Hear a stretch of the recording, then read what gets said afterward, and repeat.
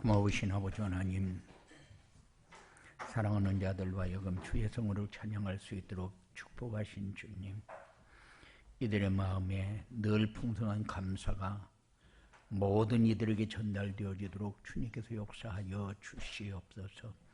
우리는 힘들고 어려운 세상을 사는 것이 아니라 하나님이 우리에게 주신 것을 누리며 살 수 있는 삶이 되어지도록 인도하여 주시고, 이것을 만인에게 선포하면서 살아계시는 하나님이 지금 성령으로 역사하는 것을 만인이 체험할 수 있는 이런 복된 삶이 되어지도록 주장하여 주시옵소서. 이들은 입을 벌려서 찬양을 하지만 하나님이여, 이 찬양은 악한 세력이 결박되어 무너지고 무릎 꿇고 떠나가는 역사가 나타나는 찬양이 되어질 줄 믿습니다. 하나님께서 다윗이 찬양할 때 일어났던 역사가 이들의 찬양을 통해서 일어나는 줄 믿습니다. 하나님, 사랑하는 자들의 입술을 통해서 선포되어지는 것이 정말로 하나님 나라가 누려지는 이런 찬양이 되어지도록 인도하여 주시옵소서. 이들의 삶에 이런 기쁨이 있고 이런 응답이 있고 이런 축복이 있어지도록 주장하여 주시며, 듣는 이들에게 감동이 되고 은혜가 되고 누림이 되어지도록 주장하여 주시옵소서.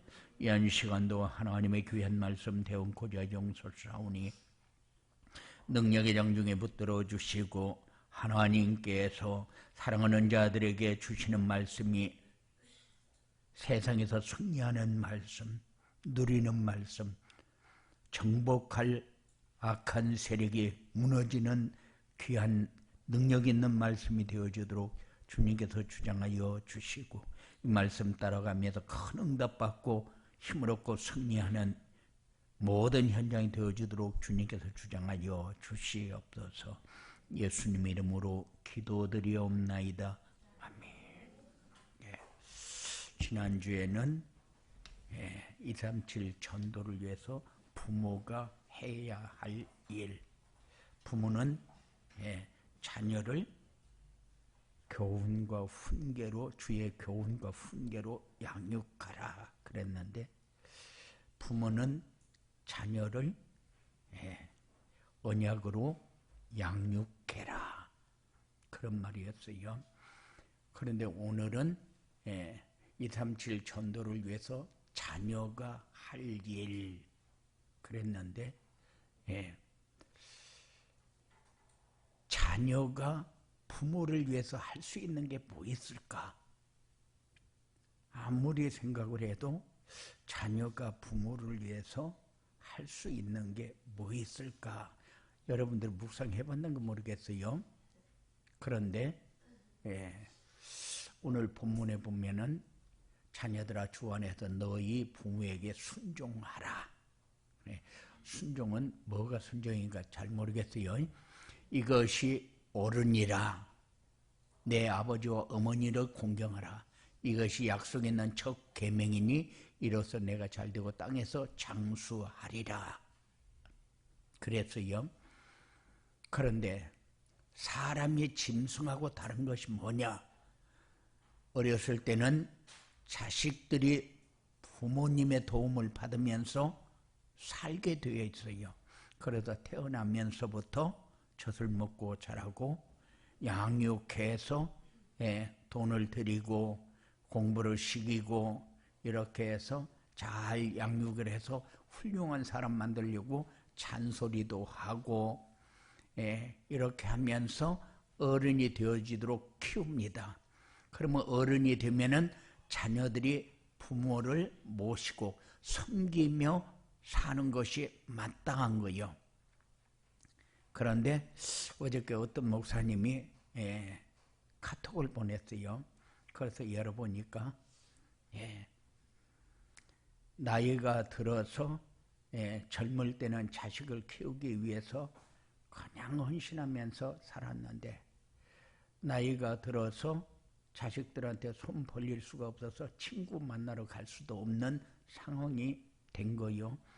그러니까는 아무 데도 나가지 않고 집에만 있었는데 멀리서 친한 친구가 오게 되는데 같이 식사라도 해야 될 그런 상황이 돼서 자기 아들에게 야야 내가 오늘 이래 친구를 만나서 식사라도 좀 해야 되겠는데 돈 10만 원만 줄 수 없겠니? 그러니까 아들이 지금 내가 아들 키우고 먹고 살기도 바쁜데 아버지한테 10만 원 줄 돈이 어디 있습니까?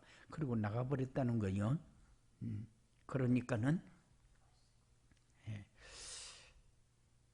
아들이 나가고 난 다음에 며느리가 10만 원을 주면서 아버지 나가서 친구 잘 만나고 오세요. 그렇게 해서 주어서 내보냈다는 거예요. 그런데 저녁에 남편이 돌아와서 보니까 평소에 아내가 자녀를 잘 시키고 숙제도 시키고 이렇게 해가지고 반갑게 아버지 맞고 그래야 되는데 아들이 안 나타나더라는 거예요. 그래서 왜 야가 어디 갔을까? 그런데 조금 있다 왔는데 시킬 생각도 안 하고 밥 먹일 생각도 안 하고 그러더라는 거예요. 그래서 왜 당신이 이렇게 하냐? 나도 키워봐야 당신 같은 사람 키울 건데 내가 저거 뭐라고 내가 키우냐? 그렇게 해서 그 남편을 깨닫게 했다는 겁니다. 그래요. 어려서는 부모가 헌신해서 키웁니다. 그런데 크면은 자기밖에 몰라요. 내 처한 형편밖에 모릅니다. 내가 가지고 있는 돈으로 계산을 하게 되면은 이번 달에는 이렇게 살고 이렇게 살고 이렇게 살고 그리고 다 계산 딱 짜고 나머지 여건이 되면은 이제 아이들 용돈 다 계산 다 하고 남아야 부모 주는 걸로 우리 그렇게 생각해요. 그런데 그렇지 않거든요. 우리는 있어도 살고 없어도 삽니다. 없으면 죽을 것 같은데 그렇지 않아요.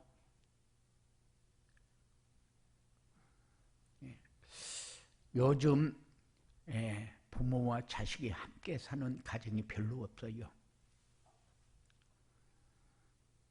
부모들도 자녀들에게 짐이 되기 싫어서 신세지기 싫어서 자녀들과 함께 사는 것을 꺼려합니다.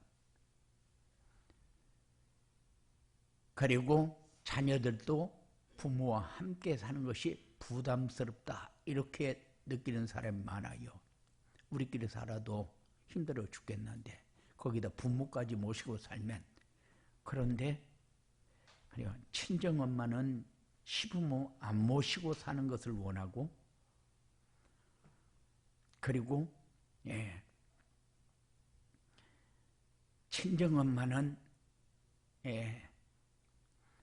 자기 며느리하고 또 같이 살기를 원해요.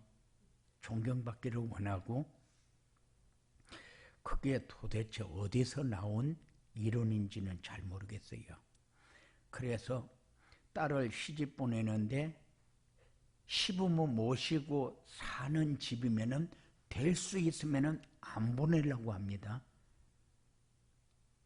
그런데 아들이 결혼을 하면은 딸 같은 며느리로 데리고 살았으면 좋겠다.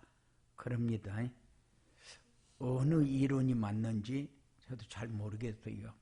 근데 친정어머니하고는 트러블이 생기든 어떤 상황이 오든 문제가 전혀 되지 않아요. 그런데 시어머니하고 트러블이 생기면은 엄청나게 문제가 됩니다. 어디서 나온 이론인지 저도 잘 모르겠어요.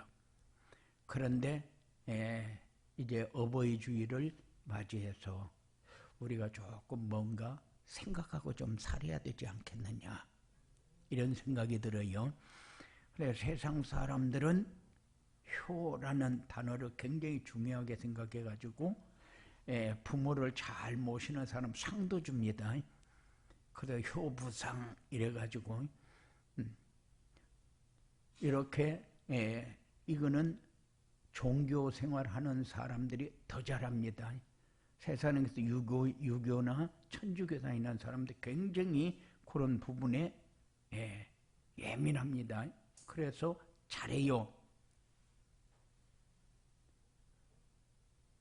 그런데 기독교인들이 제가 학교 들어가서 선생님들 이렇게 메시지를 하면서 상담을 하다 보니까는 자기 시아버지, 시어머니가 장로님이고 권사님인데 집에 들어가기가 싫대요.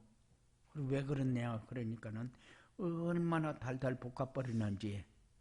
고등학교 선생인데 그러면은 내가 부모님에게 그렇게 잘못하냐? 그것도 아닌데 집에만 가면은 그냥 편하게 밥을 먹을 수가 없대요.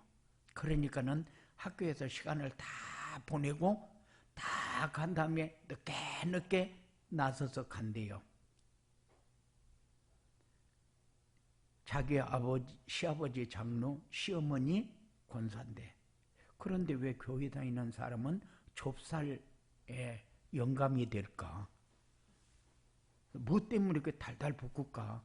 그러니까는 부모를 모시고 살 생각이 들겠어요? 안 보는 게 보기만 하면 간이 떨린다는데.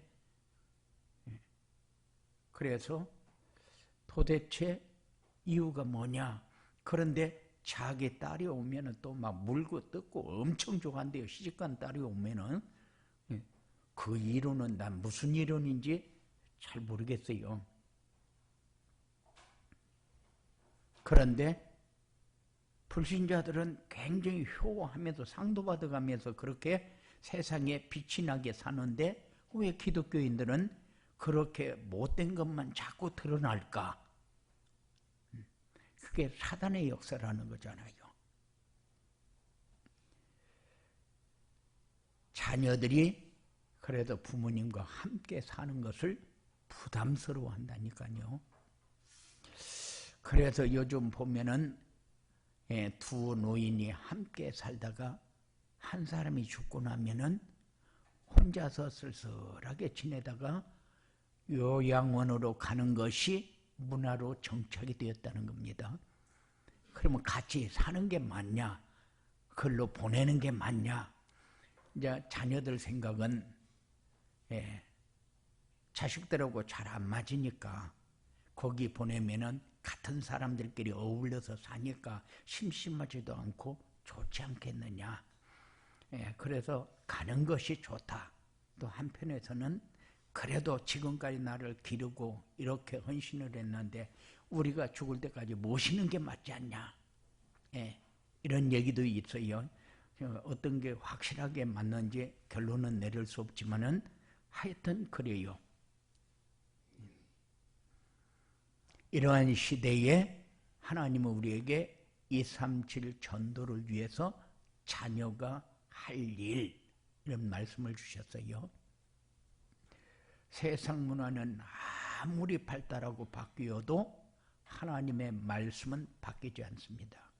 하나님의 말씀을 따라 사는 것이 답이고, 그리고 옳고 그름이 판단되어지는 이런 중요한 말씀이 우리에게 늘 선포되어져서 감사함을 드립니다. 237 전도를 위해서 자녀가 할 일이 뭐냐? 주 안에서 부모를 공경하라. 주 안에서 부모님의 말씀에 순종하라. 부모님의 마음을 즐겁고 기쁘시게 해드려야 한다. 이 메시지를 준비하면서 성경에서 얘기하고 있는 거니까, 성경에서 얘기하는 것은 언약입니다. 성경에서 얘기하는 것은 하나님이 누릴 때에 일어나는 증거들을 우리에게 주시는 거요. 분명히 배워서 아는 거, 주 안에서 부모를 공경하라 그러면은 배워서 아는 거 합니다. 그렇기 때문에 주 안에서 부모를 공경하라 그러면은 그냥 아는 거는 맞아요. 그런데 도대체 주 안에서 부모를 공경하라. 그 말이 도대체 무슨 말입니까? 우리는 배워서 압니까? 그래서 부모 공경합니까? 저는 이 메시지를 준비하면서 부모를 공경하는 것이 뭘까? 창조주 하나님이 부모를 공경하라고 계명을 주셨고 공손한 마음으로 존경하라는 말씀을 주셨고 너를 낳은 아비에게 청종하고 내 늙은 어미를 경히 여기지 말라고 했는데 이것이 부모 공경하는 걸까? 저는 자녀가 할 일이 뭐냐? 부모가 원하는 것도 언약의 사람으로 세워지는 것을 원하고 자녀가 해야 할 것도 복음으로 세워지는 것을 하나님은 원해요. 그래서 여러분들이 하나님이 원하신 것이 뭘까? 이거 깨닫는 것이 부모 공경하는 거고 하나님이 우리에게 주신 것을 누리는 것이 말씀에 순종하는 거고 하나님이 우리를 통해서 원하는 것이 뭐냐? 그리스도를 말하면서 사는 것을 원해요. 그것이 즐겁고 기쁘시게 해드리는 거다. 전 그렇게 생각해요. 그래서 부모를 공경한다는 것은 말씀을 들어서 아는 것을 말하는 것이 아니고 부모 공경이 뭡니까? 부모 공경이 내가 잘해서 부모에게 도움이 되어지도록 하는 것은 여러분들이 하나님이 우리에게 주신 것을 받을 줄 알고 누릴 줄 아는 것이 그것이 부모 공경이요. 사단이 역사하면은 아무리 우리가 잘해도 하나만 잘못하면 문제가 됩니다. 사단이 역사하면은 만 가지 다 잘하다가 하나만 잘못해도 서운하고 문제가 돼요. 그러니까는 이해가 안 되고 배려가 안 되고 수용이 안 됩니다. 그건 그릇이 안 돼서 그래요.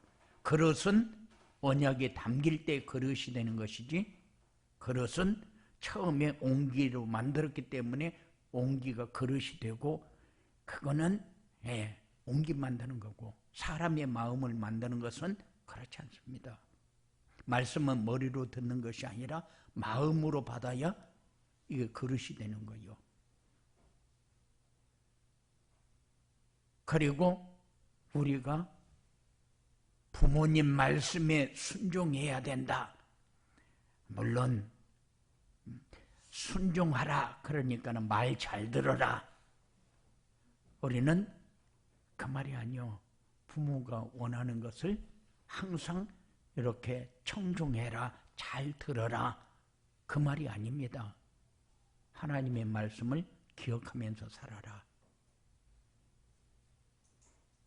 그래서 우리는 내가 부모에게 순종한다, 부모를 공경한다. 세상 사람들이 가는 길을 똑같이 가면은 관심과 목적과 방향이 똑같아요. 그거를 우리가 하느냐, 그걸 하나님이 우리에게 원하는 것이 아닙니다. 하나님은 우리에게 언약을 주어놓고 그 언약이 성취되어지는 응답의 자리에 서기를 원합니다. 그래서 자녀가 부모가 할 일이 뭐냐? 부모가 할 일은 자녀들이 언약의 바톤을 이어갈 수 있도록 해야 되는 것이고 자녀가 해야 될 일은 언약이 우리의 삶에서 성취되어지는 응답을 받는 길밖에 없어요. 그래서 주 안에서 부모를 공경하라, 말씀에 순종해라, 부모님의 마음을 즐겁고 기쁘시게 해드려라. 우리가 어떻게 기쁘게 해드립니까? 아무리 잘해도 서운해요. 잘 안 됩니다. 그래서 어떤 사람도 다 마찬가지요. 딸이 왔을 때 잘하면은 며느리가 보고 너무 기쁘고 좋아해야 되는데 나한테도 좀 저렇게 하지, 그런 생각이 들거든요. 그러니까는 저거 아들한테는 물고 뜯고 다 하면서 왜 나는 그렇게 못 살게 굴어? 그게 시어머니거든요. 그런데 이해가 안 되고 수용이 안 돼요. 왜 그렇습니까? 내가 복음으로 세워지지를 못해서 그래요. 그러니까는 부모를 공경한다는 건 뭐예요? 내가 복음으로 세워져서 이해가 되고 수용이 되어져야 되는 거죠.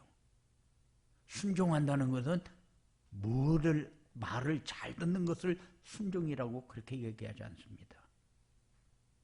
순종이라는 것은 하나님의 말씀을 따라가는 것을 우리 생활화해야 돼요. 이렇게 자녀가 할 일을 잘 감당하려면은 어떻게 해야 되느냐? 부모 공경해야 할 이유를 알아야 된다.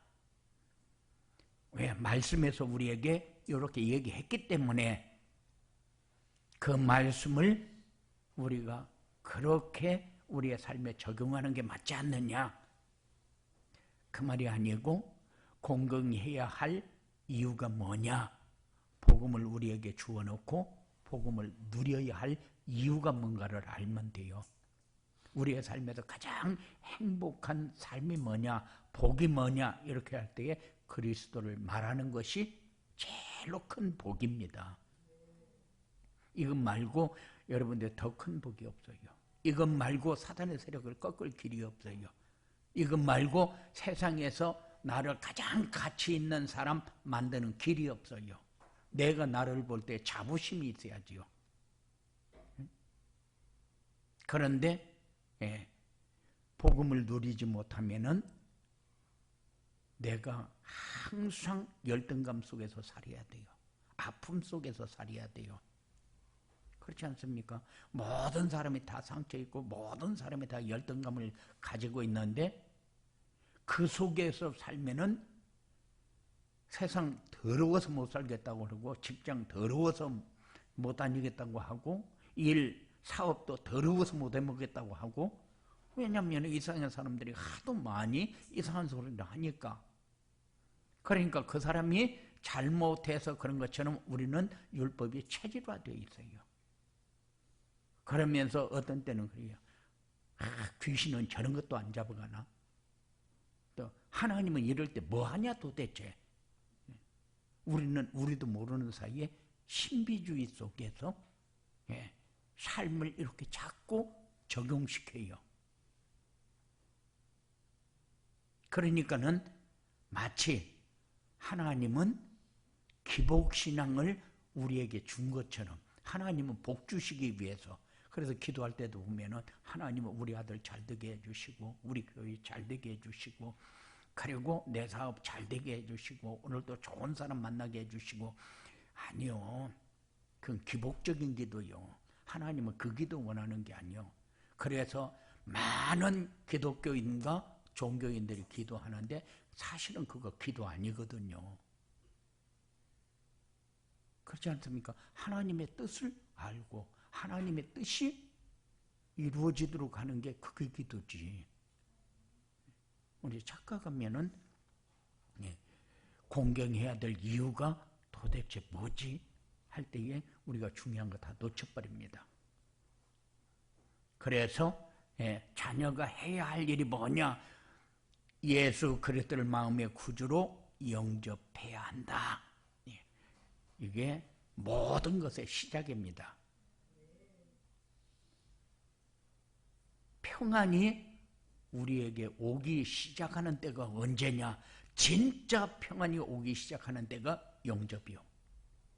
예수님이 그리스도로 내 안에 오면서부터 내 안에 있던 어둠의 세력이 떠납니다.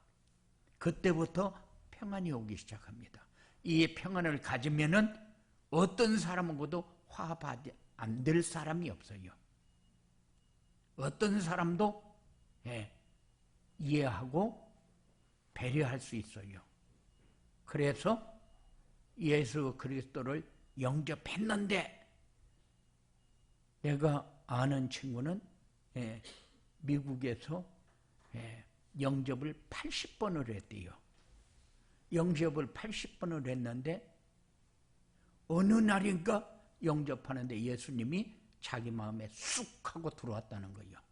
그때부터 눈에 눈물도 나고 그때부터 말씀이 들어지기 시작하고, 그 전에는 한국에서 팀사역자들이 너무 많이 가가지고 자기 집에서 메시지를 듣는데 어떻게 하면 내가 영접을 빨리 할까?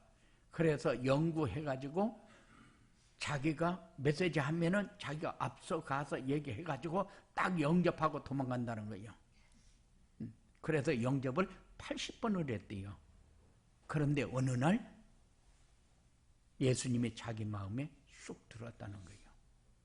그러니까는 우리가 영접했다, 그렇다고 내 마음에 계신다 안 계신다 그거는 얘기할 수 없지만은, 우리가 모든 것의 시작이 영접이다. 내 마음의 어둠의 세력이 떠나기 시작하는 것도 영접이다.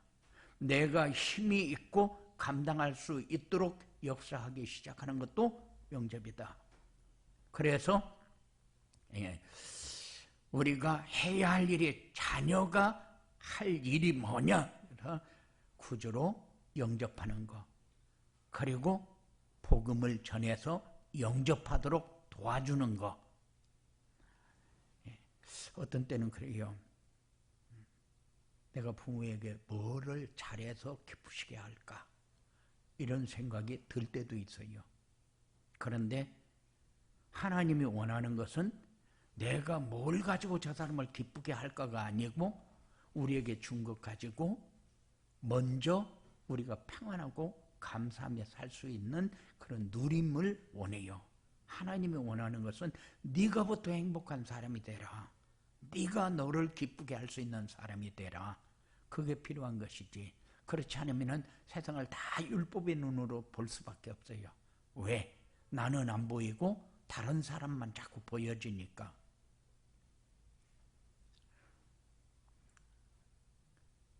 영접을 하면은 신분도 바뀌고 성령으로 영원히 함께하고 성령의 인도받는 삶이 되어진다. 그래서 영접이 모든 것의 시작이다. 그리고 주신 복음을 누리는 생활을 해야 된다. 부모가 우리에게 원하는 것은 그냥 말 안 해도 그냥 제대로 잘 사는 걸 원해요. 말썽 안 부리고 그냥 저희들끼리나 좀 잘 살았으면 좋겠다, 이걸 원해요. 그런데 자녀들은 발버둥을 치면서 사는데 되는 게 없어요. 그러니까 부모가 원하는 것은 편안하게 사는 걸 원하는데, 편안한 것은 어디 있습니까? 편안한 것은 사단의 역사 속에 없어요. 그래서 복음 안에 있어야 되는 겁니다. 그래서 언약을 붙잡고 있어야 돼요.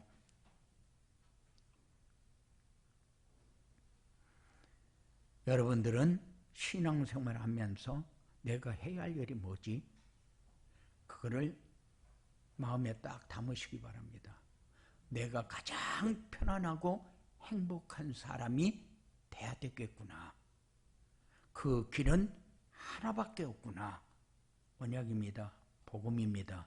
그래서 말씀에 집중을 해라. 그래서 말씀을 집중을 어떻게 합니까? 언약을 붙잡아야. 그래서 정시예배를 드려라, 이렇게 얘기하는 거 아니에요.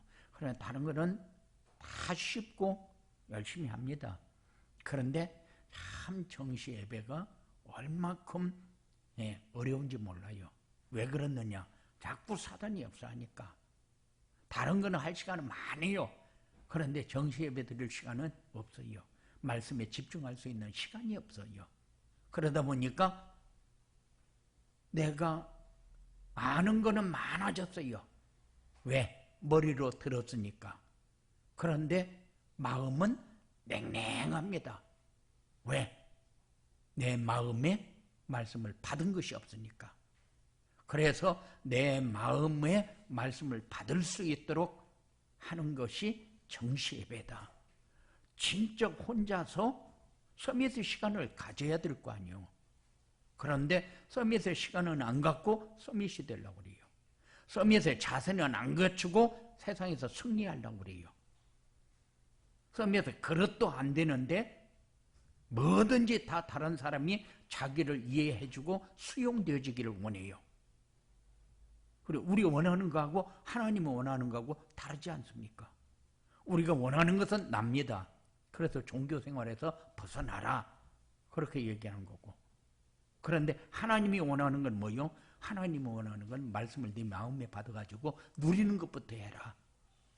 앞으로 내가 뭐를 해서 어떻게 되어질 것인가. 어저께도 신학원 신입생들 면접을 하는데 장래 희망이 뭐냐? 자기가 원하는 걸 하겠다는 거예요. 그런데 그거 돼가지고 넘어갈 건데 하나님이 원하는 거하고 자기가 원하는 거 뭐부터 묻습니까? 네 소개부터 해라. 그렇게 얘기합니다. 그 말은 무슨 말이요? 네가 구원받은 하나님의 자녀 맞는가? 네 속에 있는 거 한번 얘기 한번 해봐라. 그 말이거든요. 그리고 이 아이가 정서적으로 어떻게 생활을 하고 있는가? 그래도 친구는 몇 명이나 되냐? 너 엄마 사랑하냐? 아빠 사랑하냐? 막 별거 다 물어봐요. 그리고 네가 앞으로 지속을 어떻게 할 것이냐? 그래서 이제 뭐든지 네가 할 수 있는 거 얘기해봐라. 이렇게 이제 테스트를 합니다. 그렇게 해가지고 아이에게 이제 너는 신학원에 와서 이렇게 해라 하고 얘기를 하거든요. 그런데 성도들도 똑같아요. 그러니까 내가 원하는 것이 이루어지기를 원하지 하나님이 원하는 것이 무엇인가를 우리는 생각지도 않고 삽니다. 그러니까는 하나님이 필요한 사람을 찾는데 하나님이 필요한 사람이 되지 않고 우리 자녀가 잘 되는 사람이 되기만 원해요. 그래서 하나님이 주신 것을 누리는 이런 축복이 여러분들에게 있어야 됩니다. 그래서 다른 걸로 성장을 하지 말고 말씀으로 성장하는 그런 축복이 여러분들에게 있어줘야 돼요. 그래야 자녀가 할 일을 잘하게 되면은 어떻게 되냐? 그러면은 가정이 평안합니다. 평안이 하나님 나라가 임하게 되는 거죠. 그리고 샘의 근원을 얻고 100배의 축복을 받게 된다. 삶이 되어진다 그 말이죠. 우리는 많은 것을 가져야 된다. 100배의 축복하니까는 막 우리 집에 창고 만들어서 100년 먹을 것을 막 쌓아놓고 그 말입니까? 그 말이 아니요. 우리는 삶이 이제 아무 근심 걱정 없이 돈 없으면 못 살 것 같아요. 돈 없으면 못 살 것 같아요. 그렇지 않아요. 내가 1000만 원 벌다가 어느 날 100만 원밖에 못 번다. 그러면 죽을 것 같은데 그렇지 않아요.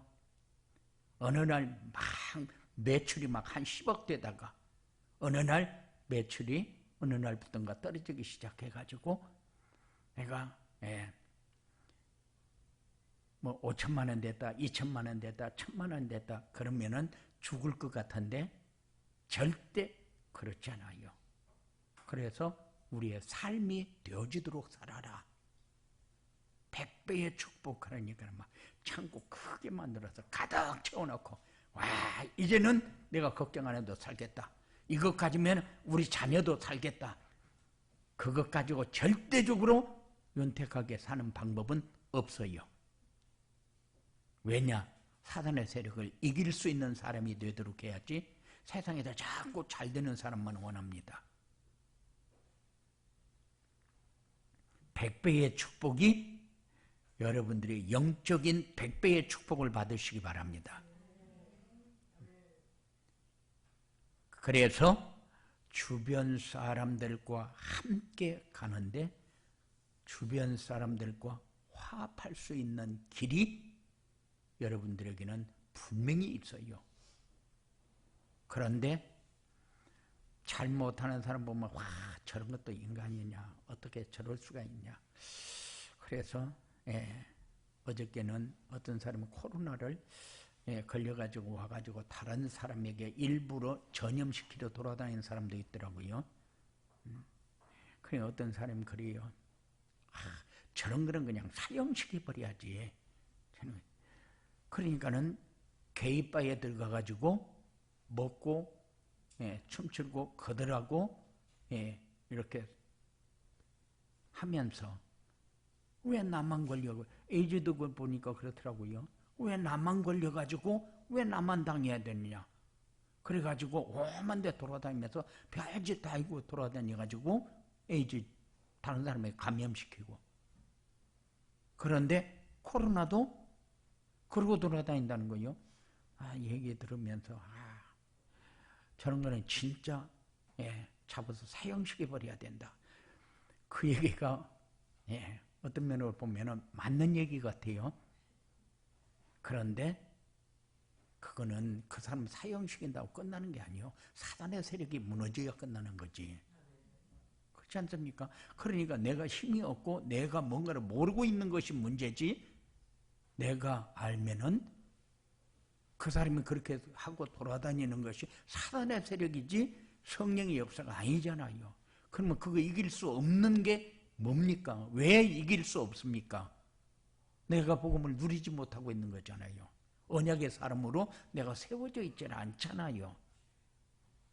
그러니까는 이렇게 다른 사람이 나를 보면서 부러워하고 따라오게 해야 되는데 내가 다른 사람을 부러워하면서 어떻게든지 내가 다른 사람보다 낫게 살려고 발버둥을 쳐요. 그래서 우리가 해야 할 일과 우리 자녀가 해야 할 일을 잘 정리해서 가정의 달에 많은 응답을 받는 이런 축복이 여러분들에게 있어지게 되기를 주님의 이름으로 축원을 드립니다. 고마우신 아버지 하나님 감사합니다. 우리가 공경은 뭐고 순종은 뭐고 기쁘게 하는 것은 도대체 뭔가? 이 부분의 정리가 되어지지 않으면 우리가 언약의 사람으로 설 수가 없고 그리스도를 누리는 사람이 되지 못하고 그리스도를 전하는 사람이 되지 못하는데, 하나님은 우리에게 원하는 것이 도대체 뭡니까? 부모 공경이면 부모에게 잘하는 것이 공경입니까? 우리가 사실을 알고 이 사실이 만인이 볼 때에 인정하는 삶이 되어지도록 성령으로 역사하여 주시고, 악한 세력이 움직이는 곳마다 결박되어지고 하나님 나라가 임하는 복된 삶이 되어지도록 주장하여 주시옵소서. 하나님의 역사가 날마다 더해가기를 원합니다. 하나님의 능력으로 세상에서 승리하는 삶이 되어지기를 원합니다. 하나님 사랑하는 자들에게 진짜 축복이 뭔지 알게 하시고 내가 누리고 전하는 이런 삶이 얼마나 소중한 것인가를 알 수 있는 중요한 축복이 되어지도록 주장하여 주시옵소서. 예수님 이름으로 기도드리옵나이다.